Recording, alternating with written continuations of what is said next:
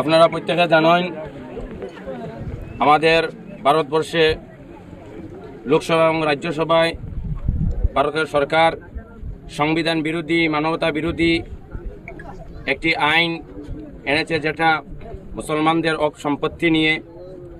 অক সম্পত্তি হলো আমাদের পূর্বপুরুষদের দেওয়া, আমাদের ধর্মীয় স্থান পরিচালনা করার জন্য আমাদের পূর্বপুরুষগণ তাদের নিজের সম্পত্তি জায়গা জমি অকফের নামে দিয়েছেন। কিন্তু ভারত সরকার সেই অক সম্পত্তি তার আয়ত্তে নেওয়ার জন্য সেই সম্পত্তি তার কাছে সম্পত্তি সে দখল করার জন্য একটি আইন এনেছে, অক বিরোধী যে আইন, এটা আমরা বৃহত্তর তিনটিক্রি এলাকাবাসীর তীব্র নিন্দা এবং ধিক্কার জানাচ্ছি এবং সরকারের কাছে আমরা দাবি জানাচ্ছি এই আইনটি প্রত্যাহার করার জন্য। যতদিন পর্যন্ত এই আইন প্রত্যাহার করা না হবে আমাদের আন্দোলন চলবে। আমরা কখনো আন্দোলন থেকে পিছপা হব না, কারণ এই যে সম্পত্তি, যেটা অক সম্পত্তি, সেটা আমাদের কারো ব্যক্তিগত সম্পত্তি নয়।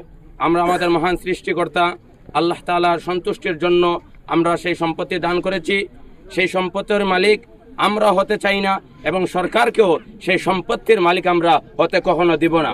যতদিন পর্যন্ত এই আইন ভঙ্গ না করা হবে আমরা ধাপে ধাপে আমাদের প্রতিবাদ চালিয়ে যাব, কারণ এই আইন যেটা সংবিধান বিরোধী আইন, মানবতা বিরোধী আইন, মুসলমান ধর্মকে, মুসলমান মানুষকে কষ্ট দেওয়ার জন্য, মুসলমানদের সম্পত্তি আত্মসাৎ করার জন্য একটি কালো আইন এনেছে, যেটা অত্যন্ত দুঃখের বিষয়, অত্যন্ত পরিতাপের বিষয়। আমরা সরকারকে কঠিন হুঁশিয়ারি দিয়ে বলতেছি, যদি ভারতবর্ষ ধর্ম নিরপেক্ষ দেশ হয়ে থাকে, ভারতবর্ষ যদি সব জাতিগোষ্ঠী মানুষের অধিকার সমান হয়ে থাকে, ভারতবর্ষ যদি একটি শান্তির দেশ হয়ে থাকে, ভারতবর্ষে যদি প্রত্যেকটি ধর্মের মানুষের অধিকার সমান হয়ে থাকে, তাহলে সেই আইন আপনি প্রত্যাহার করুন, নতুবা আপনার অবস্থান পরিষ্কার করুন। আপনি সেই ওয়াকফের আইন এনে ভারতের মুসলমানদেরকে কি করতে চাচ্ছেন, আপনার সেই অবস্থান পরিষ্কার করুন, নতুবা আমরা কখনো আন্দোলন থেকে পিছপা হব না। जैसे कि आप सब जानते हैं, हम भारत के रहने वाले हैं। भारत वर्ष जब आज़ाद हुआ 1947 में, तो हमारा भीमराव अंबेडकर जो हमारे भारतवासी का जो संविधान है वो बना करके हमारे भारतवासी को एक साथ रहने के लिए रखा है।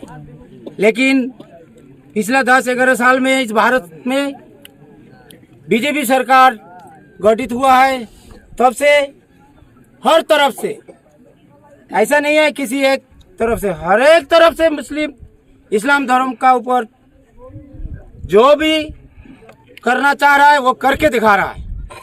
ये संविधान का खिलाफ है। जो संविधान की बदौलत हम भारत में रह रहे हैं, हमारे पूर्वजों ने ये सब संविधान मान के हम पाकिस्तान नहीं गए हैं। क्यों नहीं गए?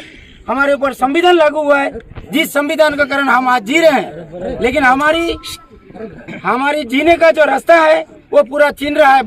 जो आज भारत में जो सरकार गठित हुआ है, पिछले 11 साल में ऐसा कोई कानून नहीं बनाया जो इस्लाम धर्म के फेवर में हो। हर एक आइन इस्लाम धर्म के खिलाफ। इसलिए जो आइन अभी पिछला 3 तारीख को पास हुआ, वक्फ बिल, ये जो लॉ है, इस लॉ को किसी भी हालत से, किसी भी तरफ से इस्लाम धर्म मान के नहीं चल सकता, क्योंकि जो